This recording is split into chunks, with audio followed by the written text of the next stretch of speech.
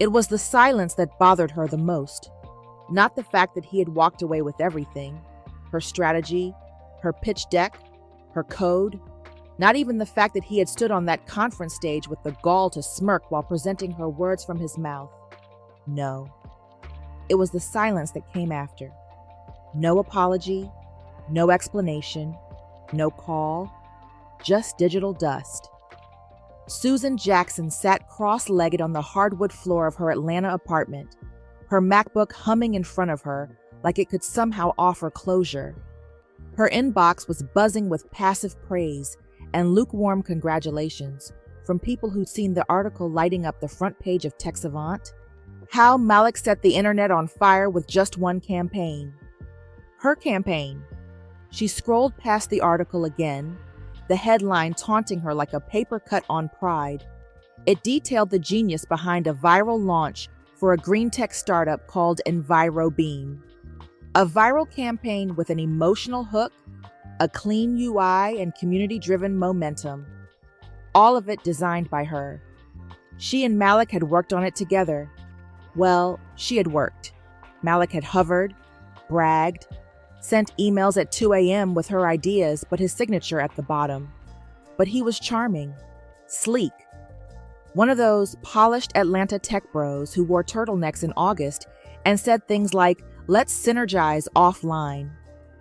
They had met at a networking mixer 6 months ago. At first, it was flirtation, then partnership, then betrayal. He ghosted her 3 days after the launch. No texts, no calls, not even a "let's talk."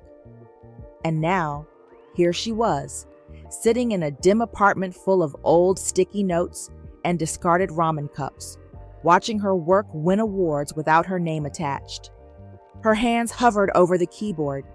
She considered emailing him, demanding an explanation, something, anything, but she didn't. She just closed the laptop and whispered to no one, "You don't get to rewrite the story and keep the ending." She scrolled past the emails and opened the job board instead. Her therapist, Dr. Lee, had told her gently, but firmly, just 2 days earlier. Closure isn't always a conversation, Susan. Sometimes, it's just deciding not to wait for the apology that will never come. You don't need to feel ready. You just need to feel willing, even a little. Susan had nodded, too tired to argue. She wasn't sure she believed it, but she also wasn't sure she had anything left to lose. So she'd updated her resume, posted her portfolio again, and promised herself that the next opportunity would be hers alone. No Malik, no shared credit, no stolen spotlight. That same night, sometime after midnight, her inbox pinged. Subject, remote opportunity, high priority campaign. From hr@mirislabs.kr. Dear Ms. Jackson, your recent work has caught the attention of our communications team. We're a privacy-forward messaging firm headquartered in Seoul. We'd like to offer you a confidential 3-month remote contract with premium compensation. All correspondence will be conducted strictly through WhatsApp with your assigned lead, JK. Let us know if you're available to begin immediately. She stared at it. No company video, no smiling faces, just clean formatting, clinical wording, and one strange detail. All communication via WhatsApp only. She almost deleted it. Her gut screamed red flag. But something about the stillness of midnight, or maybe the dull ache in her chest from Malik's betrayal, made her pause. Willing, Dr. Lee had said. Not ready, just willing. And maybe, just maybe, this was that moment. She hit reply. Subject, remote opportunity. I'm available. Their first messages were professional. JK, welcome aboard, Ms. Jackson. Your brief is attached. Let me know if you have any initial questions. Susan, thanks. You can call me Susan, unless this is one of those places where casual names are offensive. JK, not at all. I'm Korean, not medieval. She laughed aloud at that, her first real laugh in weeks.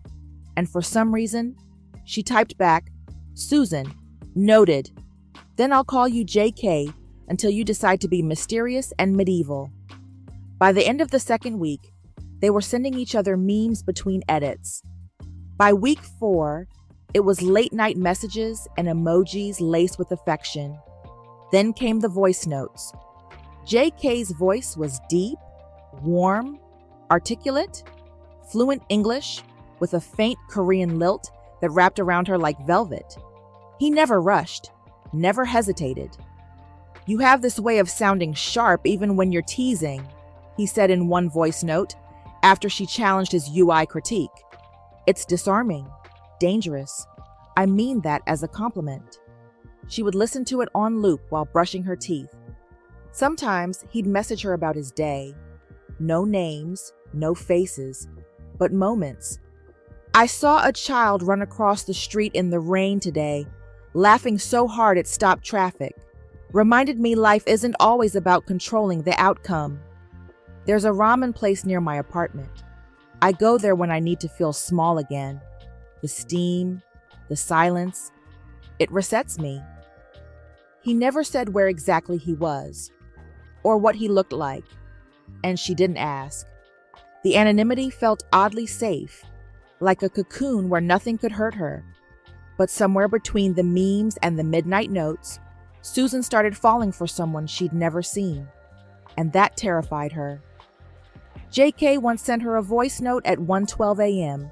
after she confessed she was having trouble sleeping. "Drink chamomile, no sugar, just the steam. It helps. I drink it when the world feels too loud." That night, she does, and it works.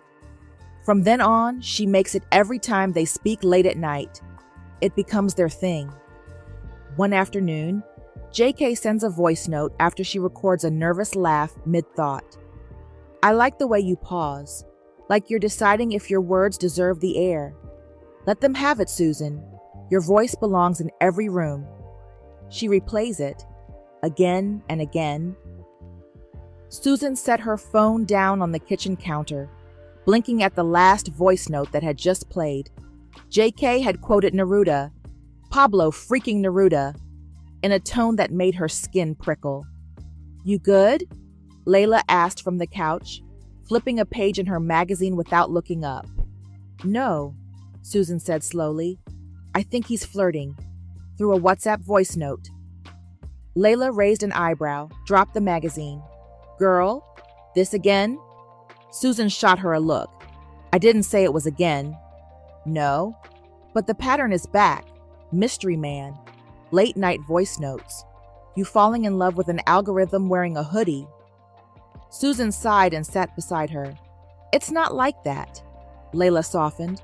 "Then tell me, what is it?" Susan looked down. "It's like he listens without trying to fix me, without performing. It's just words, but they feel real." Layla reached over and squeezed her hand.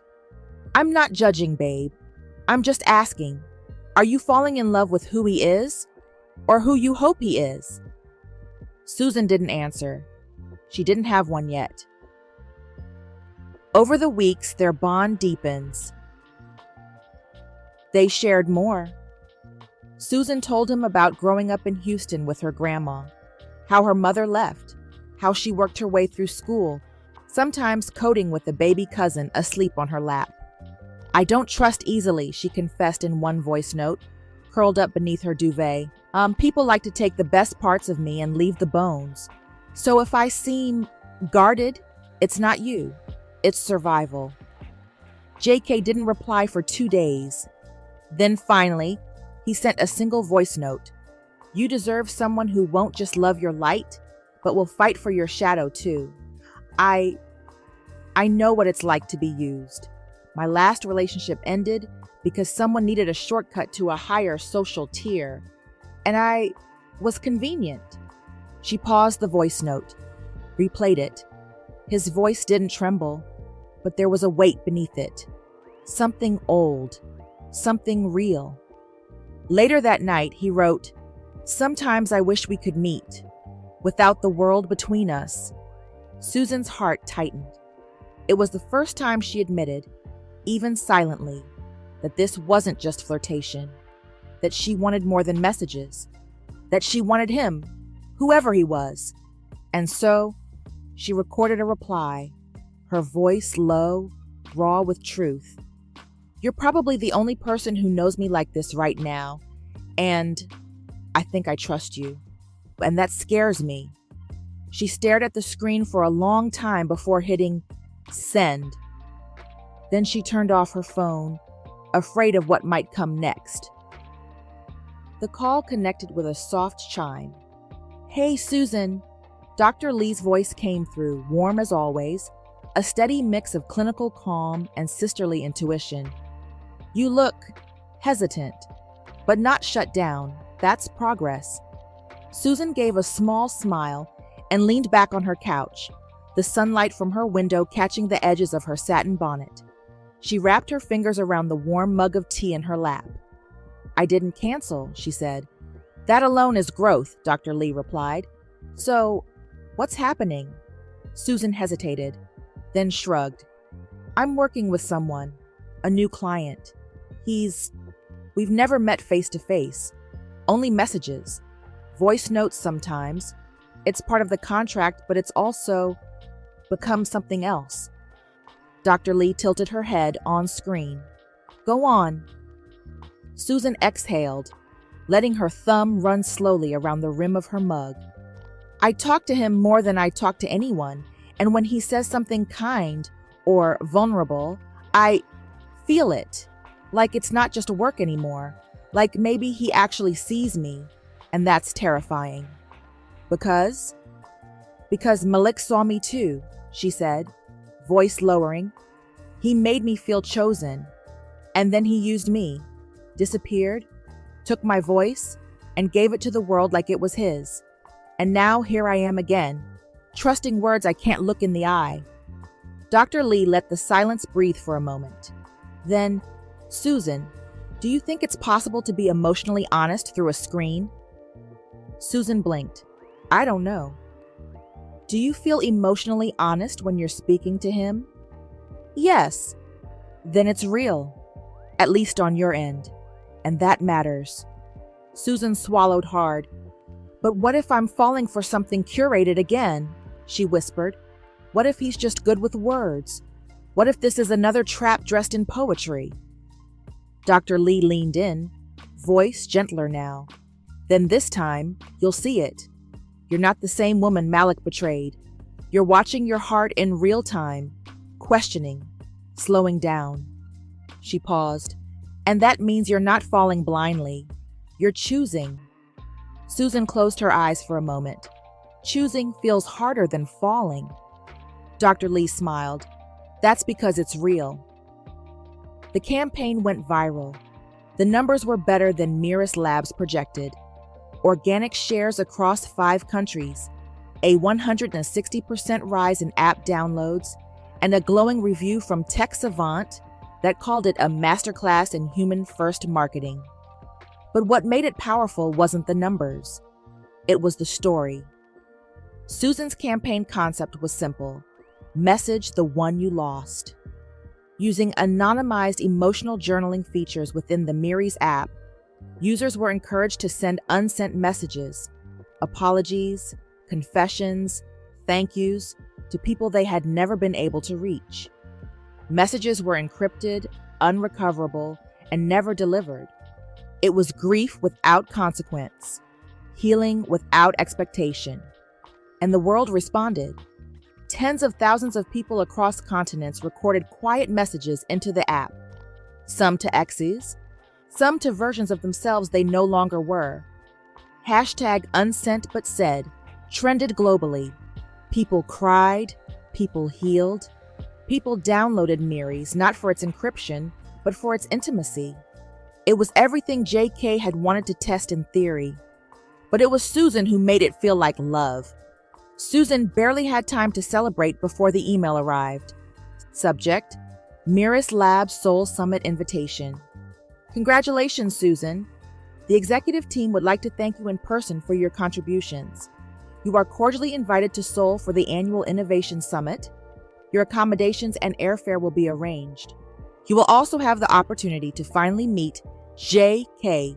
Corporate Affairs, Mirrors Labs. She reread the last line over and over, her heart tapping out a rhythm in her chest. You will also have the opportunity to finally meet J.K. For days, she floated. Everything felt dreamlike. The crisp airline itinerary in her inbox, the sleek Korean suitcases she ordered online, the delicate excitement of choosing what to wear on the plane. For once, she didn't feel like the girl who'd been betrayed or underestimated. She felt wanted. She felt seen. And she wasn't just going for business. She was going to meet him. Incheon International Airport gleamed like a temple of glass and chrome. Susan stepped into the arrivals lounge in her long beige coat, hair wrapped into a loose bun, and heart fluttering behind her ribs like a caged bird. A young woman in a sleek black suit approached her, bowing politely. "Miss Jackson, I'm Sumin. I'll escort you to the hotel. Mr. Ji-hoon Kang sends his regards." Susan blinked. "Mr. Kang?" "Yes, you're listed as his guest." She frowned. "Guest of Mr. Ji-hoon Kang? Not J.K.? Maybe J.K. was just a department head, and Kang was someone higher up. A CEO, perhaps." The name didn't match the warmth, the laughter, the quiet intimacy of their late-night voice notes. But she said nothing. The hotel was a high-rise marvel in Gangnam. Floor-to-ceiling windows, minimalist interiors, and soft classical music humming through the marble lobby. As Sumin handed her a welcome packet and her summit badge, Susan paused. It read, "Susan Jackson, marketing consultant, guest of Mr. Ji-hoon Kang." Her eyes skimmed the other badges. There was no J.K. That night, at the welcome reception, she searched the room. Tuxedos, laughter, sake in delicate ceramic cups, but no one she recognized. And then she saw him. He stood by the window, tall, sharp-featured, with storm gray eyes and a presence that was magnetic but aloof. His tailored suit hung perfectly, but there was nothing warm about him. If anything, he radiated a chill. A staff member nudged him. He turned. Their eyes met.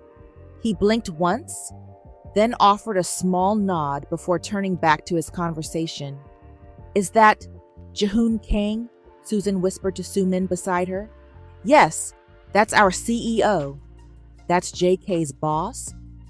"Then where's J.K.?" The next day, during a scheduled tech showcase, she finally spoke to him directly. "Mr. Kang," she said, approaching him near the exhibit floor. "I'm Susan Jackson." "I know who you are," he interrupted coolly, not even offering his hand. She paused, startled. "I just wanted to say thank you for the opportunity. The work spoke for itself. That's all that matters." His gaze moved past her like she was part of the furniture. "Enjoy the summit." And with that, he walked away. What the hell was that, she thought. No mention of J.K., no warmth, no trace of recognition. Just nothing. That night, she waited. No WhatsApp message, no voice note, no "Are you okay?" or "I saw you." Just silence. On the third morning of the summit, Susan received a knock at her suite door at 6:47 a.m. Two suited men stood outside. One was a legal advisor, the other an HR liaison she vaguely recognized from onboarding emails. "Miss Jackson," the legal rep said, "we need to speak to you about an urgent internal concern." Confused and still in her robe, she invited them in. "We've been advised by corporate security that there's a breach risk associated with your credentials," the HR woman explained, shifting uncomfortably. "As a precautionary measure, your contract has been terminated, effective immediately." "What?" Susan blinked. "What kind of breach? I haven't done anything." "You're not under investigation," the lawyer said quickly, "but due to security protocol, you are required to vacate company property and lodging within the next 6 hours. Susan's voice shook. Are you serious? I was invited here. I was told I'd meet JK. I followed everything by the book. The man passed her a printed document. It had her name, her termination, a company signature. Please cooperate, Miss Jackson. As Susan is escorted out of the hotel, Suman stood stiffly in the hallway, clutching the stack of Susan's documents and travel folder, her hands fidgeting at the edges. I don't understand, Susan said, her voice clipped as she zipped her suitcase. No one will explain what I did wrong. Suman glanced at the legal rep beside her, then back at Susan. She took a breath, then said softly in Korean, under her breath, Sometimes truth doesn't live in reports, only in silence. Susan frowned. What? But Suman quickly switched back to English. Please follow Mr. Han. He'll escort you to your car. As Susan walked out, Suman placed the travel envelope in her hand. A hotel keycard fell loose inside. A different room number. Susan looked up, confused. Suman met her eyes, and for the briefest moment, there was something there. Regret, disgust, guilt. Then it vanished.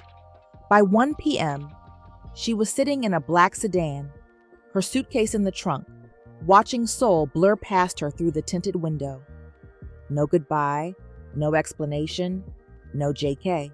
She stared at her phone, willing a message to appear. Her fingers hovered over the screen as she opened WhatsApp. She scrolled to their chat. Still silent, still online. Then finally, a message from JK. Please go home, Susan. This went too far. JK. Her vision blurred. Her grip on the phone trembled. And in that single moment, Susan Jackson understood two things. One, that whoever JK was, he didn't just disappear. He chose to. And two, something was very, very wrong. The airport hotel room was too still. Susan sat on the edge of the bed, fully dressed though it was past midnight, her suitcase half-packed, and a plane ticket emailed to her hours ago by a legal assistant who hadn't even met her eyes. She hadn't eaten. She hadn't cried. Her phone was in her lap, WhatsApp open, JK's thread glowing at the top of her screen like a bruise she kept touching. The last message still stared back at her. Please go home, Susan. This went too far. JK. Her thumb hovered over the mic icon. She wanted to say something, anything, to demand clarity, to scream, to whisper, to ask, but all that came out was breath. She pressed record. You said you liked my voice, she said, barely above a whisper. Said it grounded you. So tell me something. Was that real? Or just the right frequency? She paused, listened to the silence at the end of the recording, then hit delete. Her hands shook, and just like that, she remembered Malik's silence, how he too vanished without closure, how he too said all the right things until he didn't have to anymore. And suddenly, it wasn't just Jihoon who had disappeared behind a screen. It was every man who ever saw her voice as currency instead of connection. As she's spiraling in the hotel room, she almost sends a voice note. She whispers, "You like the way I paused, but you never gave me the chance to speak for myself." Then deletes it. The terminal was quiet in that sterile, humming way only airports mastered. Susan sat alone near Gate 47, cradling a cup of tea that had long gone cold. Her suitcase sat obediently beside her, and her coat was folded across her lap. She wasn't crying anymore. She had cried enough in the past 12 hours, since being escorted from the hotel like a threat, since being told this went too far, since her heart shattered under the weight of a single text message. She told herself she just needed to get home, that Seoul was a mistake, that she was never meant to meet JK in person, because maybe he was never real to begin with. Then she saw him. The terminal was quiet in that sterile, humming way only airports mastered. Susan sat alone near gate 47, cradling a cup of tea that had long gone cold.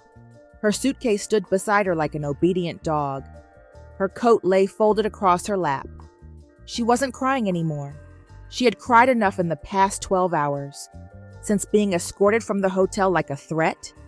Since being told this went too far. Since her heart had shattered under the weight of a single WhatsApp message.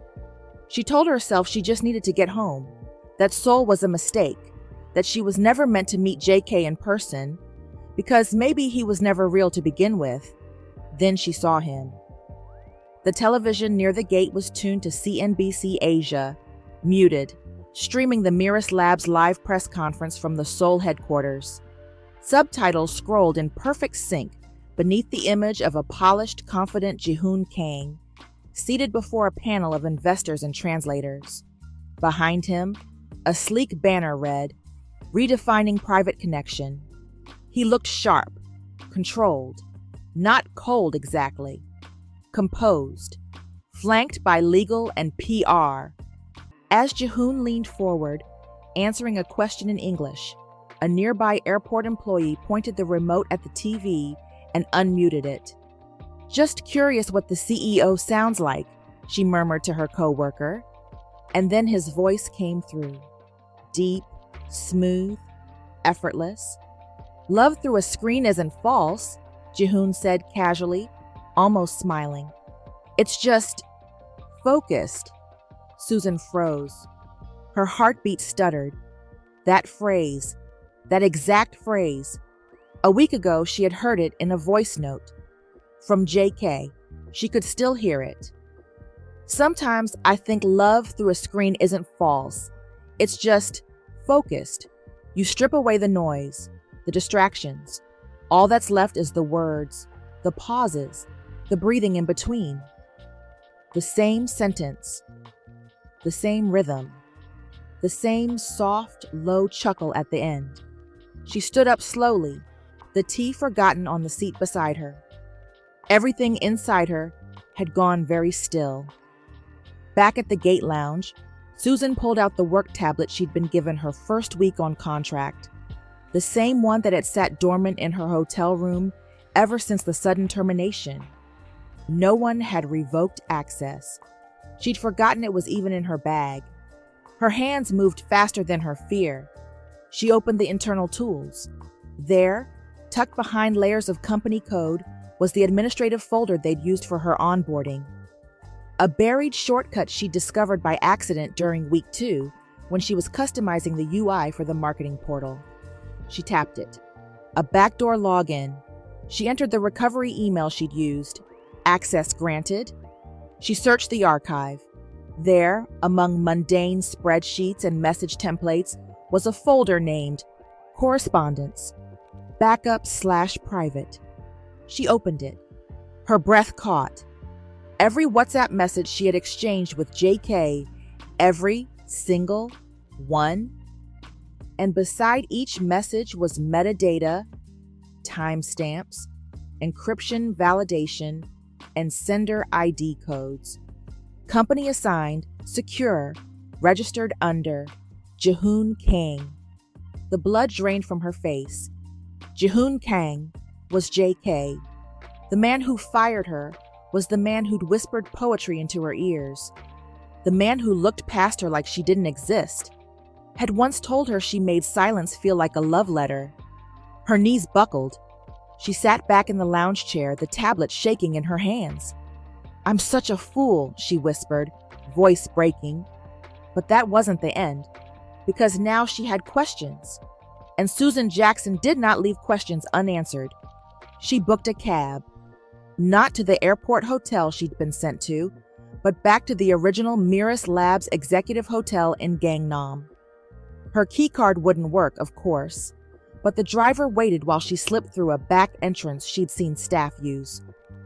She moved quietly, slipping past the housekeeping cart in the hallway. Back inside the familiar suite, she opened her laptop. It auto-connected to the Mirrors Labs secured Wi-Fi. She hadn't been removed from the system yet. She went into the company's internal document archive. Nothing flagged top secret, nothing labeled confidential. But Ji-hoon Kang had been arrogant, and arrogance leaves fingerprints. She searched using vague terms: private, emotion, memo, draft. That's when she found it. Tucked inside a folder marked Research UX Internal Concepts was a single PDF, The WhatsApp Way, Building Emotion in Isolation, by Ji-hoon Kang, private draft. She opened it with trembling fingers.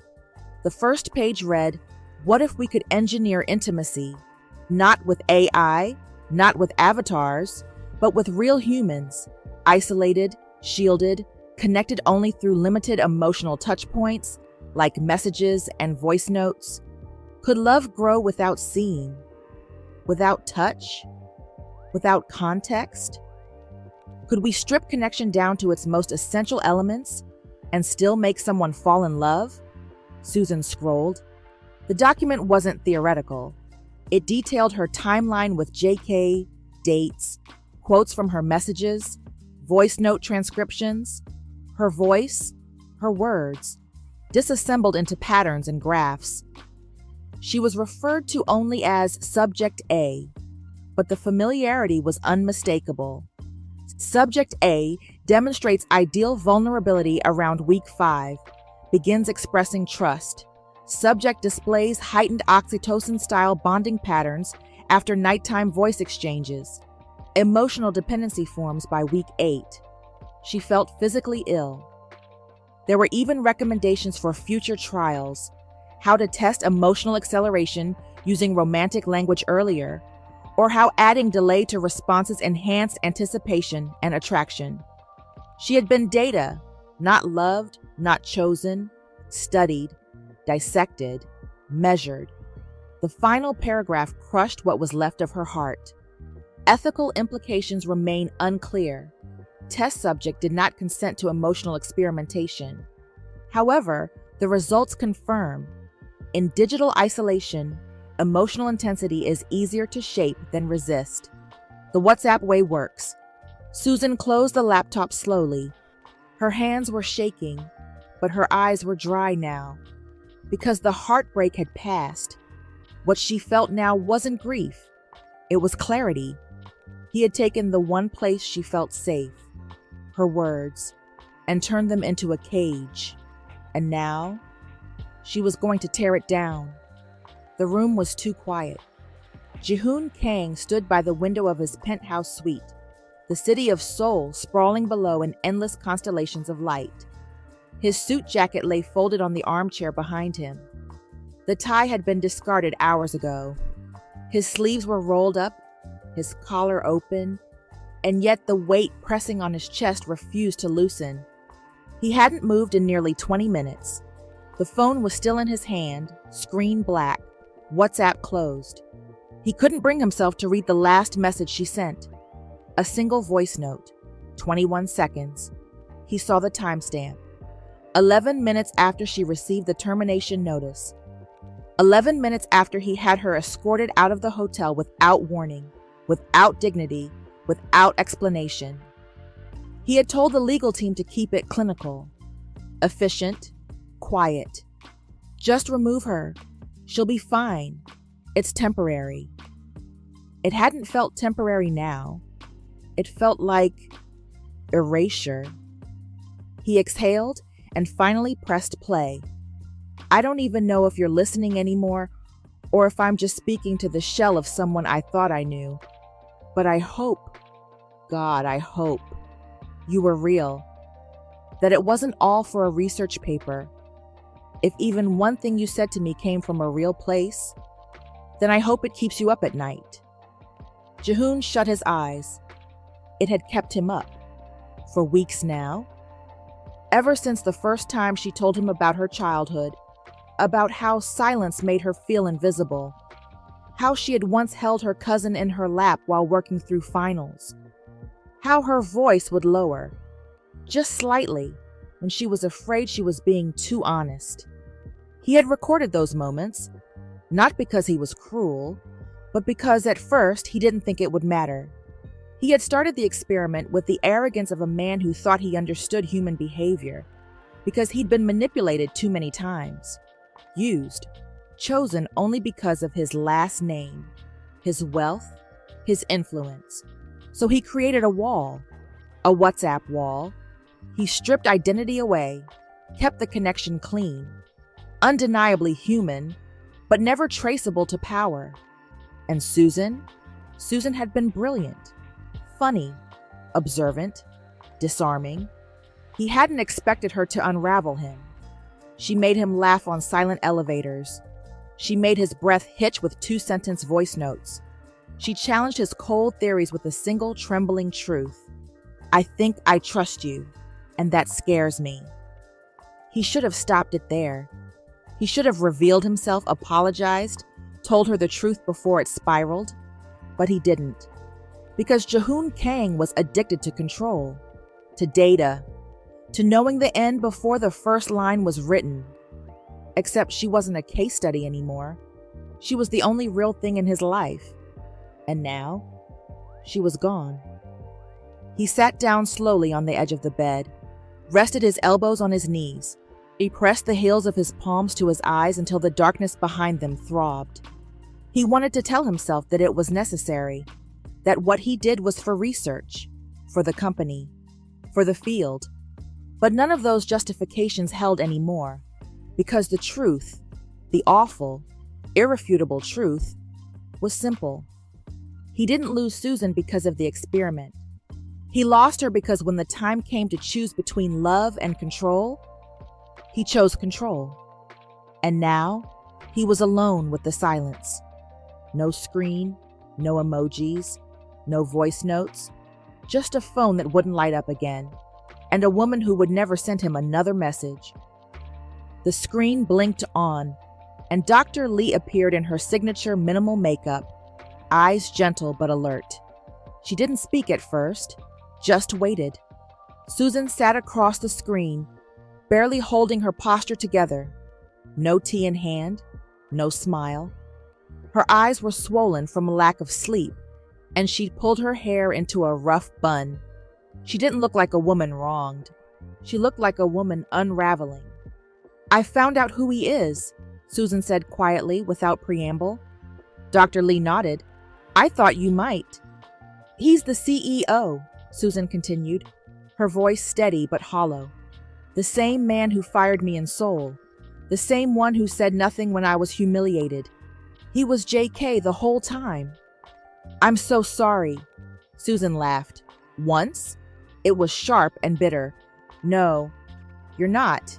You're probably relieved that I finally found the red flag waving in my face this whole time. I'm not relieved, Doctor, Lee replied calmly, but I am proud of you for facing the truth. Susan blinked hard. He wrote a draft, she said, a whole manuscript. I found it in the system. I was a use case, subject A, voice notes, messaging patterns, emotional dependency as a metric. He tracked how much I trusted him, documented it like a clinical study. Dr. Lee was quiet for a long moment. How are you feeling right now? I don't know, Susan whispered. I feel like I let him in knowing the risk. I was cautious. I was. And still, he found the one door I didn't bolt shut. You're allowed to feel betrayed, Susan. You're also allowed to feel angry. This isn't your fault. But it still happened through me, she said. My story, my voice, my silence. He didn't steal them like Malik did. He earned them, and then turned them into evidence. Dr. Lee leaned in.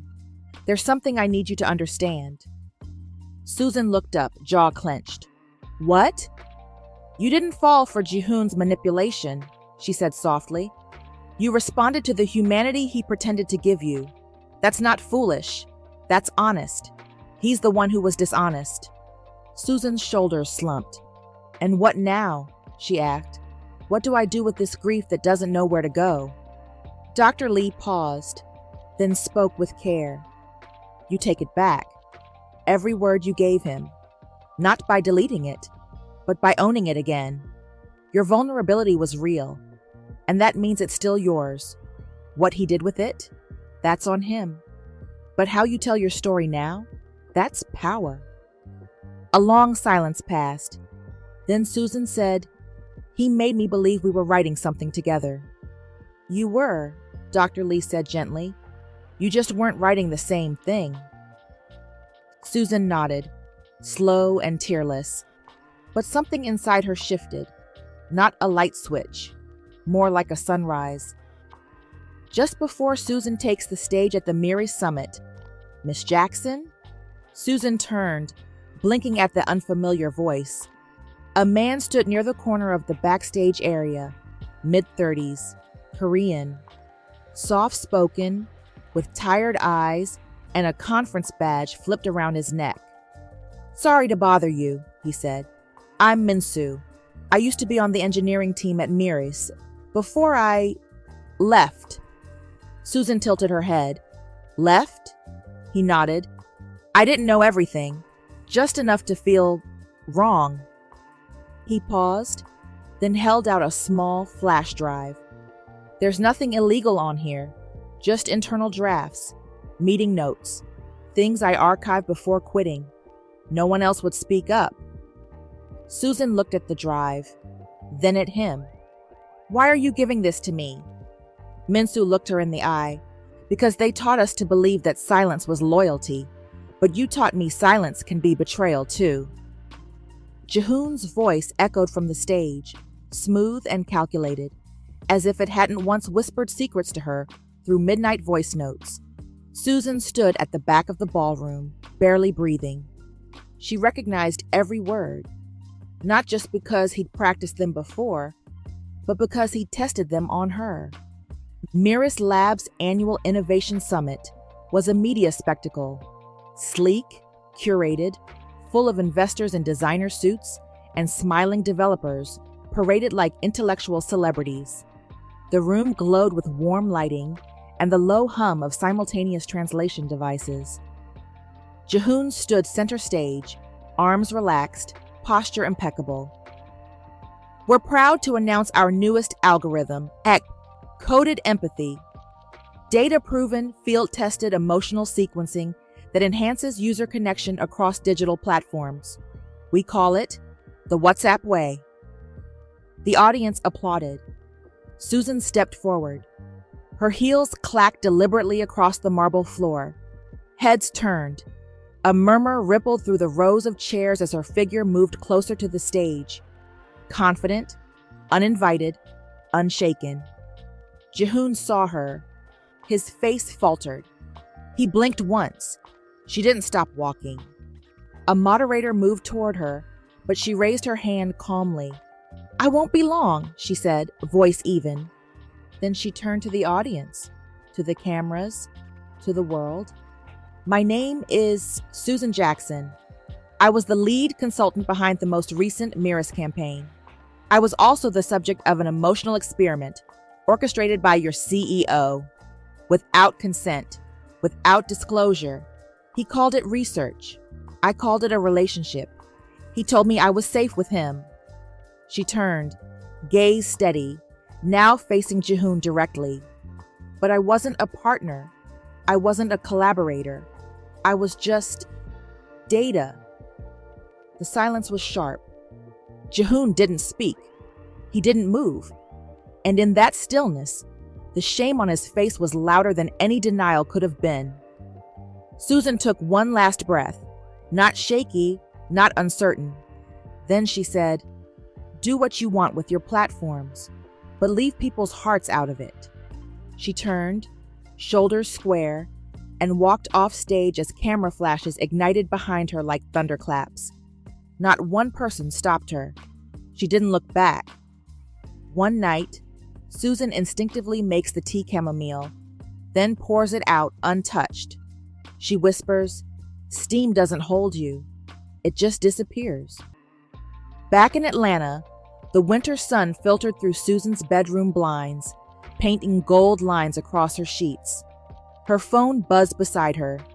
Again. Block number. Again. She didn't answer. She hadn't answered any of them. Not Jihoon's texts, not his emails, not the bouquet of Korean white roses he had sent. Twice. The first came with a handwritten note. I never lied about how I felt. The second arrived with nothing at all. She deleted the number, blocked every email, then opened her laptop and began to write. The WhatsApp Way, When Love Isn't Real, by Susan Jackson. There are moments in digital intimacy that feel more raw than reality. When someone hears you cry through a voice note, when they say goodnight through a screen and you still fall asleep smiling. But what happens when those words were never for you? What happens when the voice behind them was only ever listening for your weakness? Her blog post went live at 6:42 p.m. By morning, it had over 400,000 reads. Within a week, it was picked up by major news outlets, AI ethics forums, and academic journals. She was invited to speak at a symposium on consent and human data interaction, where her calm, razor-sharp delivery turned her into an overnight voice for tech accountability. They called her the woman who exposed emotional exploitation. She just called herself Susan. Meanwhile, back in Seoul, Mirror's Labs was in quiet collapse. Jihoon's confidential manuscript, the one she'd found and anonymously forwarded to a journalist, was leaked. The story made headlines. CEO's love experiment sparks global backlash. When digital affection becomes emotional surveillance, investors pulled out. Partner companies distanced themselves. His board demanded explanations. Jihoon issued a public statement. It was clinical, cold, crafted by PR. But it couldn't undo what was now public record, that a powerful man had turned love into a lab, that he'd violated the very trust his company claimed to protect, and that he'd lost the only person who had ever truly seen him in the process. Back in her apartment, Susan sat at her kitchen table, fingers wrapped around a mug of hot tea. Her best friend, Layla, watched her from the stove, flipping pancakes. "You okay?" Layla asked. Susan nodded. "Yeah, I think I finally am." Layla smirked. "Girl, you just broke the internet and took down a CEO without breaking a nail. That's not okay. That's legendary." Susan smiled softly, but said nothing. She was still healing, still grieving not just Jihoon, but the version of herself that once needed his voice to feel worthy. Now she had her own voice, and she was finally using it. The ballroom in Atlanta's Civic Center buzzed with energy. Susan stood at the podium beneath soft amber lighting, facing an audience of industry professionals, students, journalists, and survivors of digital exploitation. Behind her, a sleek screen displayed her name, Susan Jackson, keynote speaker, intimacy, consent, and technology in the age of AI. She was composed, centered in a dark green blouse and tailored slacks, her hair pinned up, gold hoops catching the light. Her voice rang clear as she spoke, pacing slowly across the stage with grace. "Technology didn't deceive me. People did. Code can't love you. Screens don't hold you. And when someone behind those screens tells you they care, while also collecting your data, studying your triggers, breaking your trust, that's not innovation. That's manipulation." Applause. Not thunderous, not performative, real, earned. She exhaled softly, let her gaze travel the room. Her eyes paused for just a fraction of a second when they landed on him.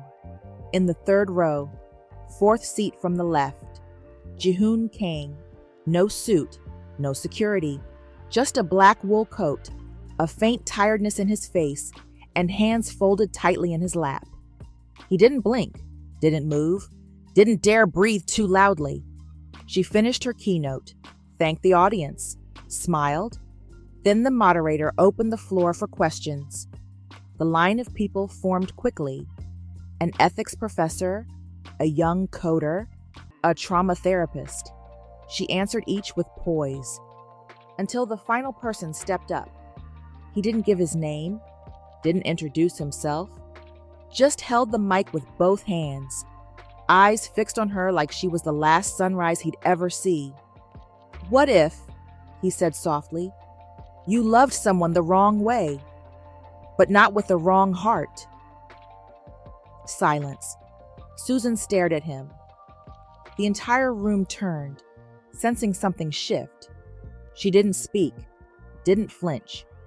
But in her stillness, something broke open. The truth was, she knew. She had known the moment he walked in, had felt him enter the space like a memory sliding back into her bloodstream. She didn't answer, and he didn't push. He just stepped away from the mic, nodded once, and walked out. Not toward her, not toward closure. Just out. She found him waiting outside the center later. Cold air clung to the early spring breeze. Jihoon stood near a stone pillar, hands in his coat pockets, gaze turned down toward the sidewalk as if it had something more comforting to offer than her eyes. He looked up when she stepped close. "Thank you for letting me sit in," he said. His voice was low, not quite steady. "I didn't deserve to be there, but I wanted to listen." She said nothing at first. Then, "I knew it was you," she murmured. He nodded, then slowly pulled something from his coat pocket. A slim black phone. "I never sent this," he said, unlocking the screen, eyes never leaving hers. "It was the last voice note I recorded, the day you flew to Seoul." He held the phone toward her, thumb hovering over the play button. Susan hesitated, then took it. She pressed play. "If you ever find out it's me, I hope you know the truth is, I love you, not as a subject, not as a voice behind glass, but as the person who taught me how to feel again. And I'm sorry. I'm sorry I didn't protect you. I'm sorry I let power matter more than honesty. I'm sorry I said goodbye before I ever really showed up." The voice cut off. Just silence. Her eyes didn't well with tears. She'd cried those out long ago. But her lips parted, because she had 100 things to say. Instead, she said one, "You taught me something." Jihoon met her gaze. "You taught me that I deserve to be chosen honestly, not studied, not tested, and definitely not loved behind a screen." He looked down again, nodded. "I know," he said. She held the phone between them, then returned it. "If this is real," she said slowly, "if any part of what you felt was ever real, then don't text me, don't email me, don't send another message." He took the phone gently. She stepped back. "Show me who you are, without a screen." He didn't try to touch her, didn't ask for a second chance. He just looked at her like he was memorizing something sacred. Then he said, "Okay," and walked away, not with a win, not with her hand in his, but with hope. And that was more than he deserved, but maybe the only thing that could save him. The screen loaded slowly.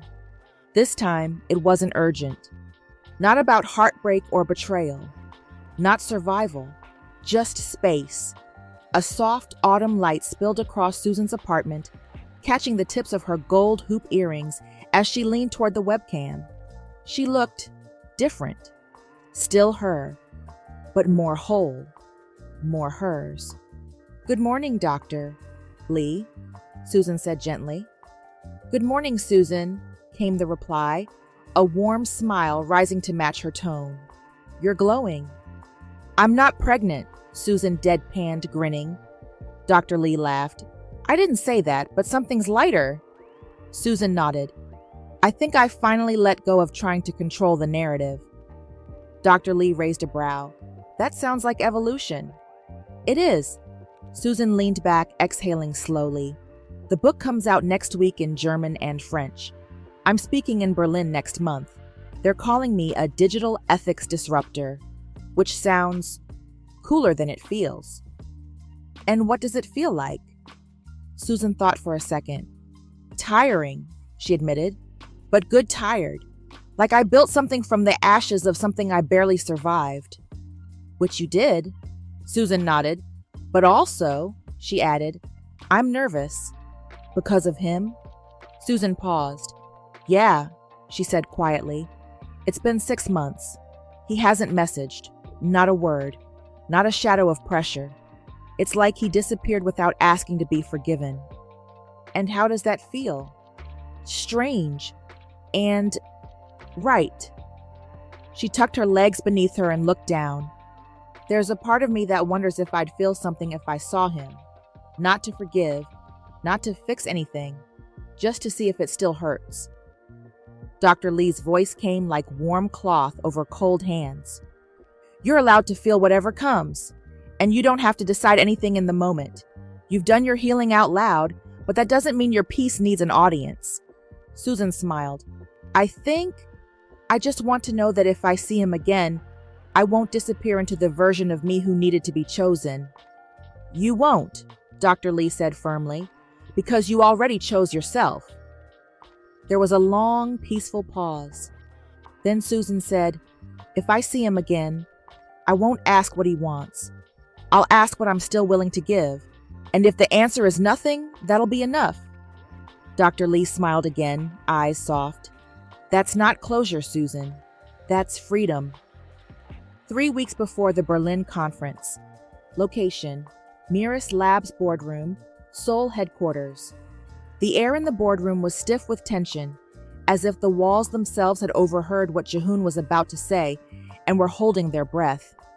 He stood at the head of the long obsidian conference table, fingers wrapped tightly around the edge as his board members shifted uncomfortably in their leather chairs.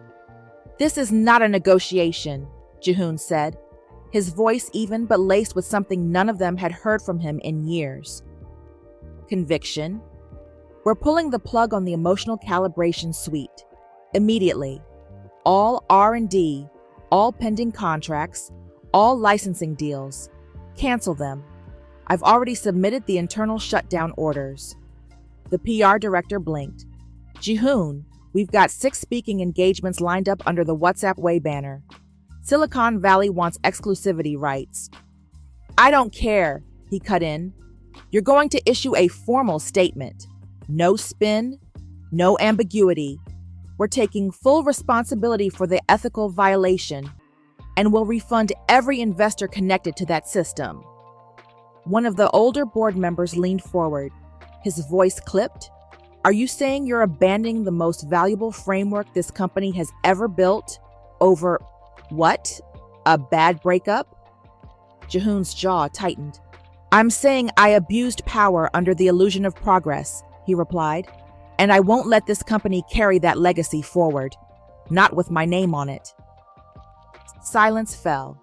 Another executive, a newer one, spoke gently. You understand this won't bring her back. Jihoon nodded once. I'm not doing it to bring her back. A beat. I'm doing it because she was right. He took a breath, then pulled a document from his briefcase. This is my final act as CEO. I've signed the ownership transfer over to the ethics committee we commissioned after the leak. They'll oversee all internal audits moving forward. I'll stay on as an unpaid consultant for transitional continuity. Nothing more. The legal counsel froze. You're resigning? I already did, Jihoon said, sliding a second letter across the table. Effective tomorrow. For the first time since he stepped into his father's shoes, Jihoon Kang looked like something had fallen off his shoulders. Not relief exactly, but release. He stood straight, picked up his coat, and looked around the room. Fix the damage, don't bury it. Then he walked out. Not with applause, not with legacy, but with freedom. The kind that doesn't come from being forgiven, but from choosing what's right when no one is watching. Berlin, in early October, was brisk and golden, the kind of autumn that wrapped the world in nostalgia.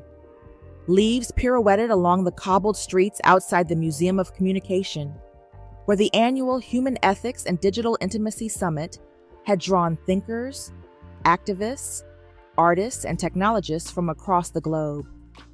Inside, Susan Jackson stood beside a black linen-draped table, signing copies of her book, Digital Ghosting, Love, Lies, and the Illusion of Intimacy.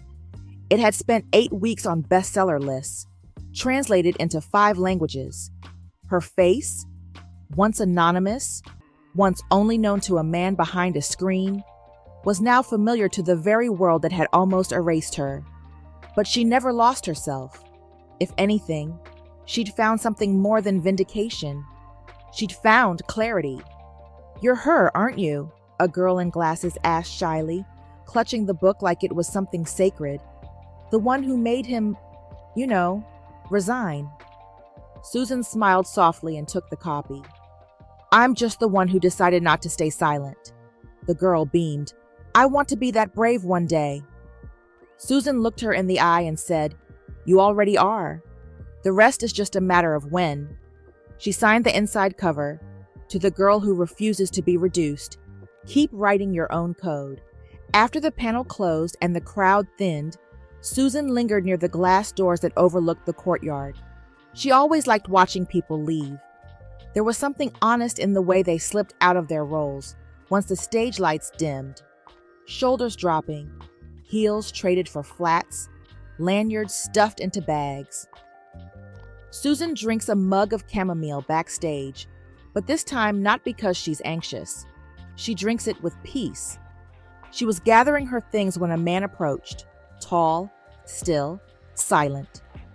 He wore a charcoal coat, simple shoes, and held no phone, no badge, no agenda, just a letter, handwritten, folded carefully in thirds. He didn't speak.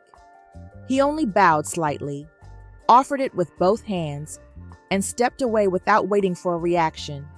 She stared at it in her hand for a long time. The envelope was cream-colored, the ink black. Her name was written in a familiar, steady script, Susan. She hesitated, then slipped her finger beneath the flap. The paper inside was thick, the scent of ink still fresh. His handwriting was neat, deliberate, almost like he was afraid of being misunderstood again. "You remember the campaign? The one you called Message the One You Lost?" "I wrote one back then. A voice note. I didn't even realize I needed to until your prompt made me sit in the silence long enough to admit it. To my mother? She left when I was young, not by choice. I always told myself I didn't need closure, but I recorded something that night after you launched the campaign. I cried, alone, in my apartment, for the first time in 15 years. That campaign didn't just move the world, Susan. It moved me. You didn't just show people how to speak. You showed me what it meant to listen. This time, I'm not asking for anything through a screen. No apps, no recordings, no hidden names or numbered accounts. Just me, fully and flawed. If you still want me, I'm here." Her fingers trembled, but not from fear. She folded the letter, slipped it into her coat pocket, then walked through the grand hall of glass and steel, past displays of telegrams and forgotten phones and ancient switchboards, each one a symbol of connection at a distance. Alone in her hotel room in Berlin, Susan scrolls up through the entire WhatsApp thread with JK. She pauses at the last real message before he disappeared. "Please go home, Susan. This went too far." She stares at it, taps select, then taps delete chat. Confirms. Her phone goes still. She places it face down. The WhatsApp way is over. Outside, the sky was pale blue, the kind that hovered between sun and shadow. Susan stepped out into the courtyard where people milled about, sipping espresso and adjusting scarves. And then she saw him, not holding a phone, not checking for a signal, not hiding behind any role, just standing there, with a suitcase at his feet. Jahoon Kang, His eyes met hers, and for a moment, the world went quiet. He didn't move, didn't speak. But in his stillness, there was no arrogance left, only humility and hope. She walked toward him, slow and steady, heart pounding. He didn't reach for her. He let her choose. When she reached him, she didn't say anything right away. She didn't need to. Instead, Susan looked down at the suitcase, then up at him. "Where were you planning to go?" she asked softly. His voice was quiet. "Wherever you were going next." She stared at him, and then, gently, deliberately, took his hand. No technology, no words left unsaid, no promises made too quickly. Just warmth, and a willingness to try again. She didn't say a word as their hands touched. Fingers slow, deliberate, no rush, no message, no screen. Just skin and breath and the weight of everything unsaid. She deleted the last message he ever sent her. She drank chamomile tea again, not because she needed calm, but because she had finally found it. And when she looked up into his eyes, she remembered the voice note he once left.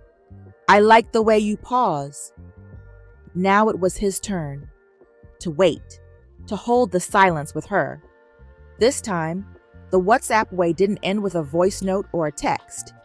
It ended with two hands finding each other in the stillness, and the beginning of something unwritten.